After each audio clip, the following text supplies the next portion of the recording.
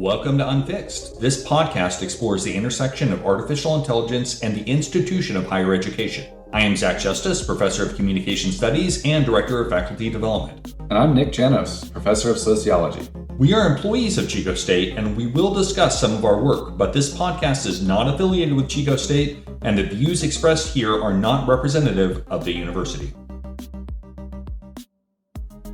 Hey, this is Zach. Nick, how are we doing today? I'm doing great. Good to be back. Yeah, you are doing good. And in fact, I've had so many conversations with people lately, and they ask me, how is Nick so productive? How does he write, teach, parent, perform university service, and fight crime every night as a masked vigilante? It is too much. And I agree with people when they're asking me this. So many people are asking me, time's up, buddy. How do you do it?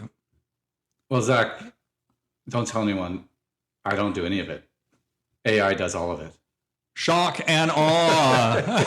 Okay. Now, this first segment is tied to a piece that Nick wrote recently about AI assistants. So let's just start with basics. What is an AI assistant? Well, I think it's an emerging idea, but right now the way I'm using it is I'm having it help me do the kinds of things in teaching and research that I did for my professors, my mentors, when I was a graduate student at UC Santa Cruz. And it dawned on me like, wow, these tools can actually help people who are at teaching heavy institutions have the kind of assistant with them to brainstorm ideas or to synthesize large amounts of PDF data, it's technical documents that I'm working with.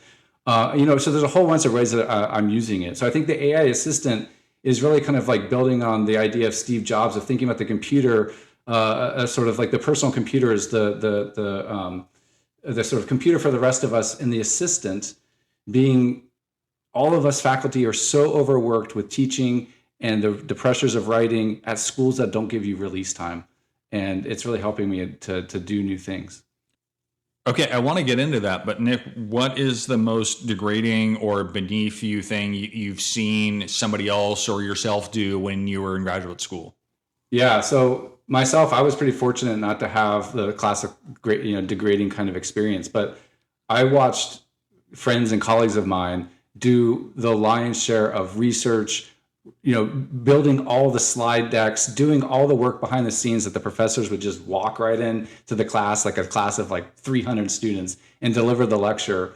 And while I was thinking about the AI for the rest of us, that's what my mind was going back to, was I now have access to a non-human form where I can have it do things that make my job easier, but also I'm having fun using these tools to help me write my book. So that's a good segue. Let's both share. You first. What kinds of things have you used it for? Yeah, so I'm writing a book on the debates over hydropower in the Northwest of the United States. And I'm not an expert in energy systems or hydropower. And certainly there's lots of technical documents, policy documents that I have to understand and read. And so as I read them and go through them, I'm having something like Notebook LM. Actually, I put in, say, like 6 to 8 different documents, and then Notebook LM helps me synthesize, give me summaries. I can ask it, like, how many of them talk about a particular topic? How many of them talk about other topics? It's the exact same thing that my advisors in graduate school had us doing when we were doing as research assistants, helping them write their books, publish their papers, and so on and so forth. That's one really amazing. Like, I think Notebook LM right now is an amazing tool for faculty to have your personal assistant. How about you?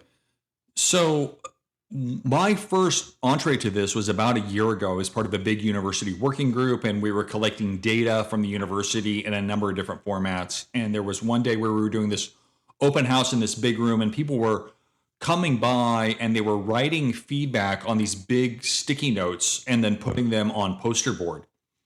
And as it's wrapping up, one of the administrators at the university that was leading this, she was all, I guess I've got to take all these and maybe I'll have a student that works in my office transcribe all these and then we'll see what we can do.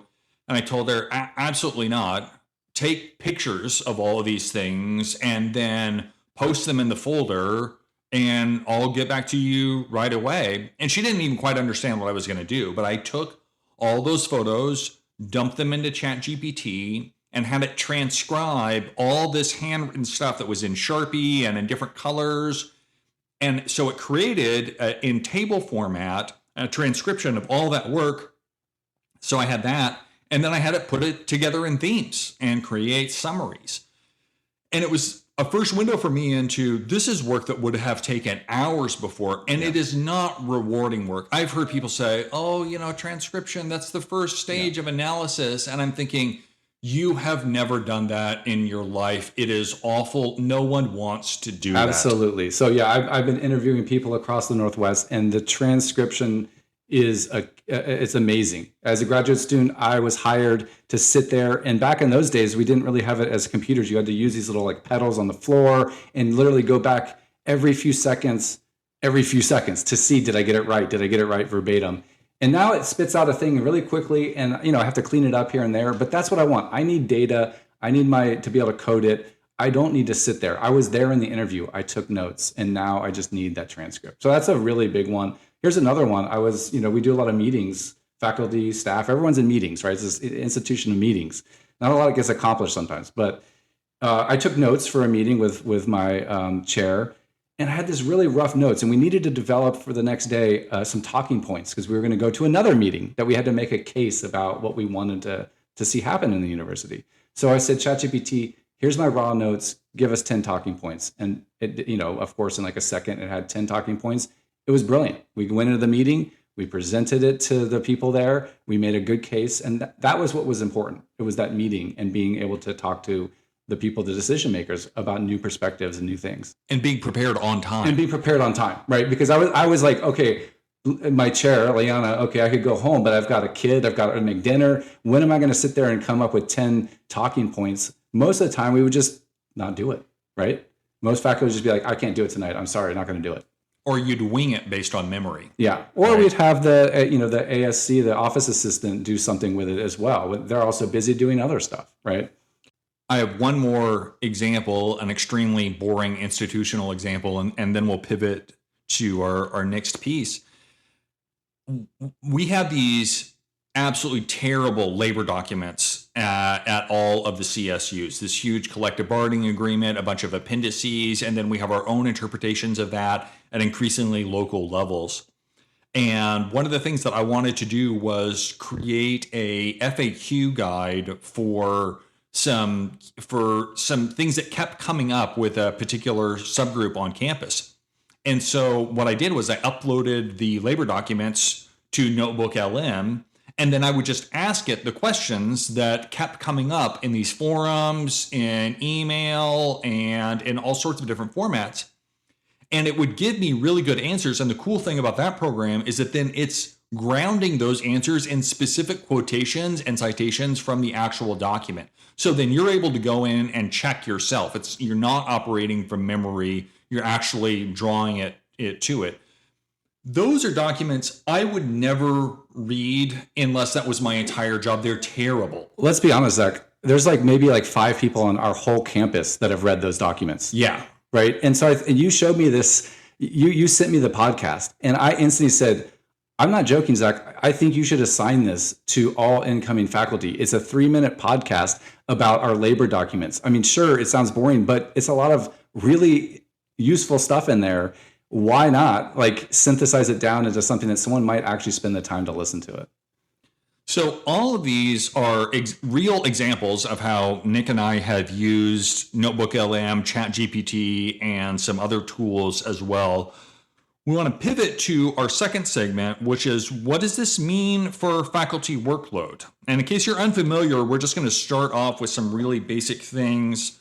Nick, what is RTP? We're going to use that acronym all the time. And what is it and what do we do with it?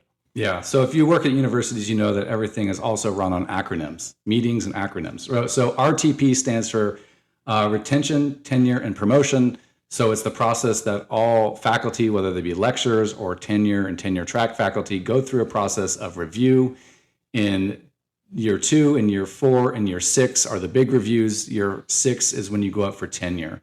So it's a set of guidelines that each department and the university have about how we evaluate a person's progress towards staying in their job and eventually getting tenure if you're tenure track faculty, or getting a promotion from associate to full professor. If you're a lecturer, if you want to continue your contract, you go through a process every 3 years of a review that helps determine whether you should continue on in your job.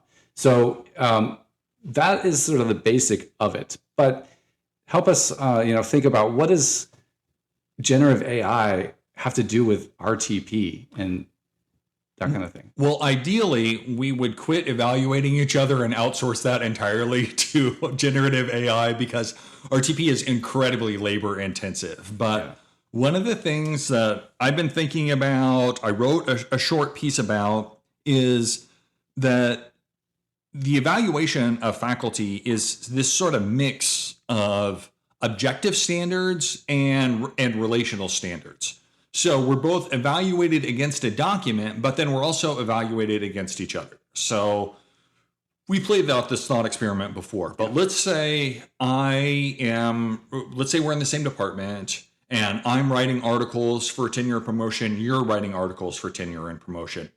You're using a bunch of these AI tools to do preliminary research, to synthesize data, to get feedback on drafts of your initial work. So you are just cranking out research. I don't do any of those things. I'm still doing those things the way that I did 5 or 10 years ago. I'm producing good work, but at not the volume that you are. It's unclear to me how we should be evaluated against each other, right? Are you an award-winning professor and then I'm out just on my butt on the street because I haven't published that much? It's certainly unclear to me. What do you think?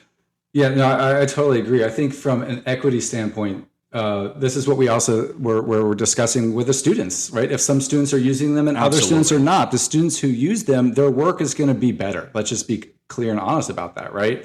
And one of the things we've been talking about with RTP is we're kind of assessing the grind, right? So one of the tensions here is really kind of like, is the reward of getting tenure, promotion, or keeping your job because you labored so hard on bespoke assignments that you created by hand, all weekend, every weekend for a whole semester, or how many hours you poured into your research?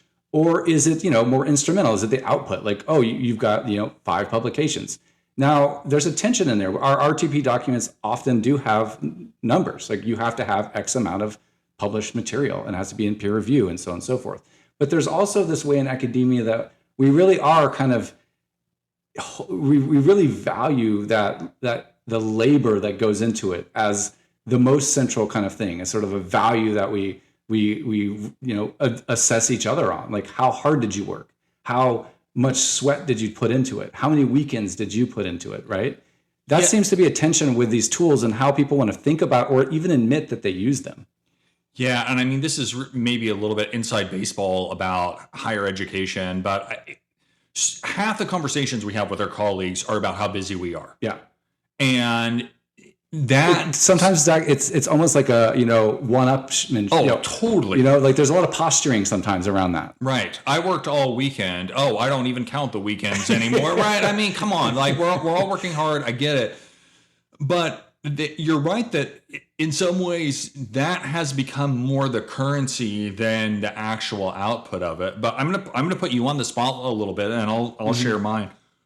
When you're thinking about this, thinking about your own work, maybe your colleagues work in RTP, are you concerned about the number of hours that they invested? Like, is it the purity of the process, or is it just the product? Like, what did they do? Where are you at? That's a really good question. I don't know. There's like a kind of a gray area here, because imagine if I was just simply like the joke at the beginning where I just put in, a prompt and said, write me an academic article, and then it's just pressed go and then submitted that and got published.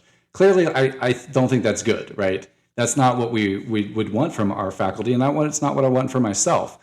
So, without being black and white, I think that's where the conversation really is like, go for it, right? I have got younger, junior faculty here going through tenure, and we're encouraging them to experiment and use these tools to make their jobs better, to help them with their research, to help them with their lesson plans, and offload some of that, because frankly, some of that time, it's busy work, and we want them to be doing good work and use the tools to help them do it. I mean, we'll get into it later at different episodes around analogies, but we're not asking people to write it by pen and paper, right? That's not what we expect, because that's labor. That'll take you a lot longer. What do you think? I appreciate the nuance of what you're saying. I think that I'm more on it is the work product that matters. That tends to be how I think, not just about my work in the academy, about my work in the world. Even going back to when I was doing jobs for my family when I was growing up, or employers, I always prided myself on figuring out clever ways to get things done more efficiently. And given the option, I always wanted to be paid by the job rather than by the hour, because I could work really hard and figure out clever ways to do things. And I thought, getting this done is what matters, right? Does it matter whether I figured out a really clever way to clean your gutters so that I didn't have to move the ladder 50 times? No, like, what matters is the gutters are clean. No, yeah, that's a totally fair point of way of thinking about it. And I generally think that way as well. But I think in the RTP conversation, it's not clear how, departments are going to come down on that, because I think that's kind of part of the conversation departments need to be having. Now, I'm going to want to take it just for a little bit further in terms of writing the RTP reports, because what I've actually thought, that although ChatGPT and things like that, and the tools we've been talking about make it so faculty can do more with less. On the other hand, I think these generative AI tools are exposing how broken the work of doing the RTP itself. Now, Zach, I want you to lead us through this, because you've convinced me with your analogy of, we aggregate, disaggregate, and then submit some reports. So why don't you just tell us real quick that the way you think of it and how it's broken? Yeah, so it is a little bit tough, because you do all this corpus of work over the course of years, and then you try and condense that down into like this little bit, this narrative, these 3 pieces of evidence, sort of package all of that together, and then it gets unpacked and then turned into somebody else's narrative and then a prose. And that basically, it's larger and smaller, like it's being put through an expander and then a compressor. And then eventually it spits out on the other end with a form letter saying, congratulations, you've received tenure and promotion. Yes. And I think the form letter is actually really an important part of this, because a lot of what we're realizing that generative AI and LLMs are good at exposing, that most of the writing that we do is genre writing, where we're just doing forms, basically. Yeah. And I think that rather than thinking about the RTP process as like, oh, what are we going to do necessarily about how people are using these tools? Maybe it should also get us to rethink, is this process even make sense? Like, what if we just had a Qualtrics form or some kind of Google form type thing, where we're not aggregating, disaggregating over and over until there's a form letter at the end. We're reimagining how the process actually even works to begin with. So I love that. I do want to pivot to a caution that I've had about this, which is that as these tools make us more productive in the academic space, just like we're learning about how they're making people that are writing content in the private sector, or that are producing marketing materials in the public sector, more is being asked of those employees. And one of the concerns that I have is that as these tools make us more productive, are we going to expand RTP requirements as a result? So, and even faculty workload issues. Teaching 30 students writing was really tough, but now you have all these awesome tools. Guess what? Now you're teaching 60 students. And yeah, totally. I don't know how to unpack that. I feel like I'm going to twist myself into circles for it, but I have to pause, because the other day when we were talking about this, you made perhaps the dorkiest joke that I have ever heard. You called it Javon's paradox for faculty workload. I did, yeah. So I study energy systems, and basically it's also in plainer English, the rebound effect. So, as systems become more efficient, instead of taking those efficiencies as wins, systems or system operators will actually begin to just do more, right? And so therefore more energy is used over the long run. So gains in efficiencies mean more productivity, not less productivity and less resource use. So I kind of think that's, at the end of the piece I wrote with AI for the rest of us, I did nod to this problem. Like, what happens to all those TAs? Like, maybe they're made redundant, which we could talk about, but also it's very clear that the administrators could be like, well, look, you can teach more students. What if you could do more sections? Maybe we have 6 classes instead of 4 classes. because, hey, look, the tools help you do your job so much better. I think that's a real possibility. So I want to talk real quickly about some key takeaways of these two sort of segments that we've been through. We'll each maybe take a couple. The first one is that transparency is key. I think that one of the things, Nick, I know you're upfront with me and with your students about how you're using AI. I think that's fantastic. I think we need more of that, especially to build relationships with our students, but maybe even more importantly with our peers, right? I think it's important that in faculty meetings, we're saying, oh no, I didn't transcribe that. Absolutely not. That sounds awful. I had AI do that for me. Yeah. And as someone like, because I'm in the teaching unit and you're in sort of your administrative role right now, but I'm seeing that in my department, and we're trying to foster that trust and that transparency where if someone says, or if I say to someone, oh my God, that rubric that you just designed and gave to me, and they say, oh yeah, well, ChatGPT helped me do that. And I say, awesome, that's cool. Thanks for letting me know. I mean, that's the kind of conversation we want to foster around that. It's a good point. The conversations, I think, over RTP are going to be really complicated and awkward. Just as an experience, we're going through this right now around how would generative AI and its use be integrated into RTP standards itself. And we're talking about livelihoods and work and pride and all this kind of things that are going to be really difficult for faculties to agree on, but also some faculty are going to feel like they're left out or left behind as we make decisions about standards and the process. Yeah, and I think that is the awkwardness is compounded because faculty represent such different camps when it comes to AI. And this goes back to the initial writing that we did, right? Yeah. We still work with people that want to ignore this and hope it goes away. We still work with people that think this is the worst thing to ever come into society and are trying to keep it out of higher education and fight it, right? So RTP agreements tend to be just that, agreements. And I don't know if we're going to come to an agreement on this. It is going to be awkward and difficult. Yeah. The last takeaway that we want from this is that I don't think there's a clear answer about what's going to happen with the shifting goalposts with these standards. And that's going to be a difficult conversation going forward. And I think that we have to open ourselves up to the possibility that that's going to go somewhere we don't expect. Absolutely. Yeah.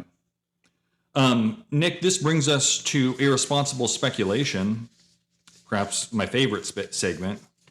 It's what I do most of my life is irresponsible speculation. Anyway, what's your irresponsible speculation on this topic? Well, as I was writing my piece that went up on the blog about, the research assistant for the rest of us, it became clear to me as like, I'm kind of avoiding talking about the doom scenario, especially for graduate programs.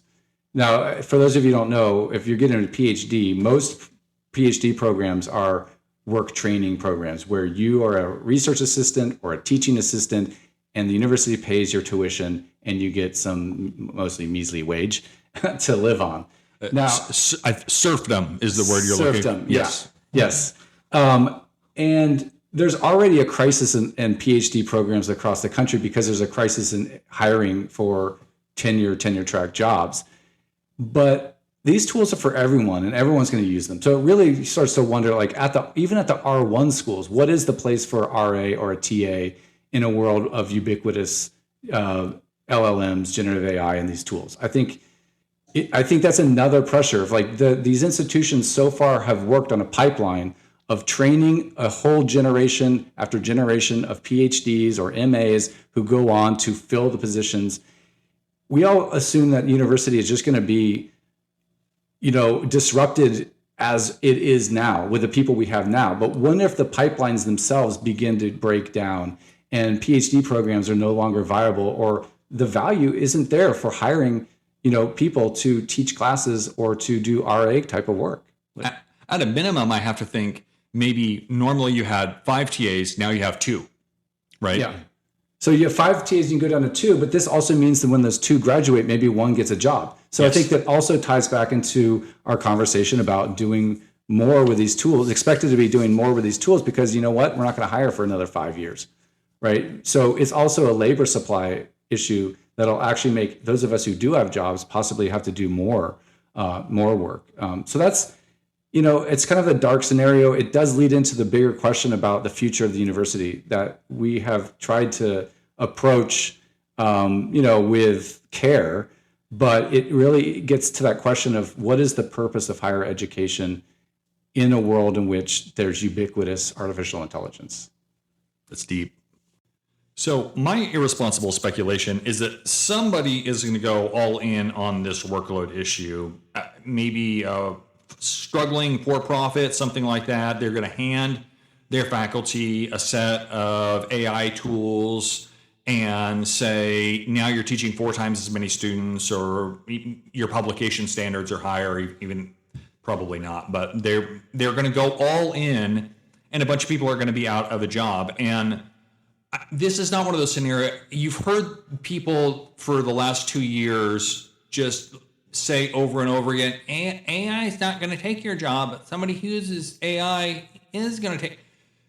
I'm so tired of those people. And there are going to be these situations where AI takes somebody's job, because if you have somebody that's teaching 120 students instead of 30, those are 3 people that aren't teaching classes. And you can chop that up any way you want it, but AI took those jobs.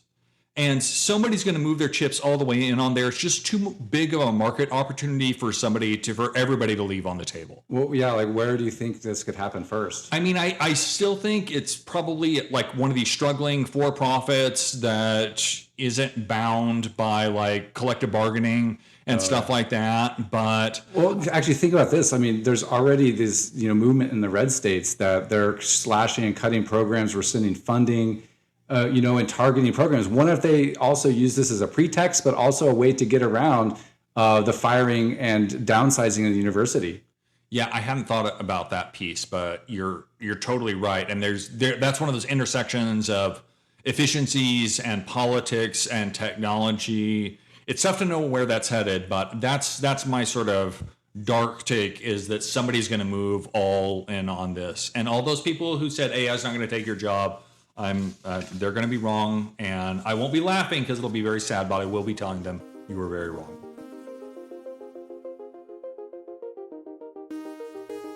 Thank you for listening. If you're enjoying this podcast, please consider subscribing on your favorite podcast platform so you never miss an episode. You can find our writing on meltsintoair.org and connect with us on Blue Sky at meltsintoair.bsky.social and on LinkedIn, Zach Justice and Nick Janos. Find these links and more in the show notes. If you have feedback or want to share an idea, email us at unfixed@meltsintoair.org. Thank you to Jamie Gunderson for producing and editing the show.